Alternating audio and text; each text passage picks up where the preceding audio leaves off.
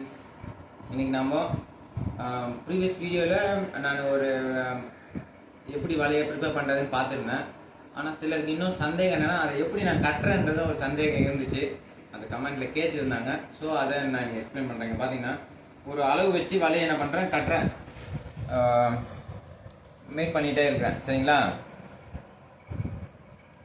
இது எப்படி இருக்குன்னு பார்த்தீங்கன்னா லைக்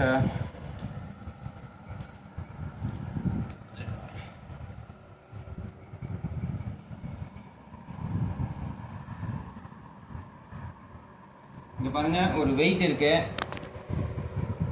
வெயிட்டு நடுவில் வச்சுட்டு ரெண்டு ரோப்பு, ஒரு ரோப்பில் வந்து பார்த்தீங்கன்னா ஒரு வெயிட் வச்சிருக்கிறேன், இன்னொரு ரோப்பில் நெட்டை கோத்துருக்குறேன். ஸோ இங்கே பாருங்க, அப்போது இந்த நெட் ரெண்டு ரோப்பையும் ஜாயின் பண்ணிட்டேன், ரெண்டு ரோப்பையும் நான் சேர்த்து கட்டிட்டேன்.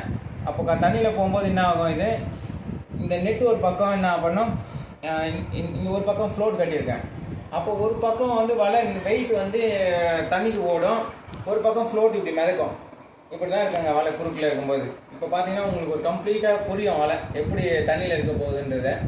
இந்த மாதிரி மிதக்கும். இது யூஸ்வலாக மேலே மிதக்கும். இங்கே பாருங்கள், நான் நின்று காமிக்கிறேன், உங்களுக்கு இன்னும் நல்லா தெரியும். இப்படி இருக்கும். இது ஃப்ளோட் மேலே மிதக்கும். இந்த வெயிட் கட்டியிருக்கால, இது வலையே தண்ணிக்கு இழுத்துட்டு போகும்.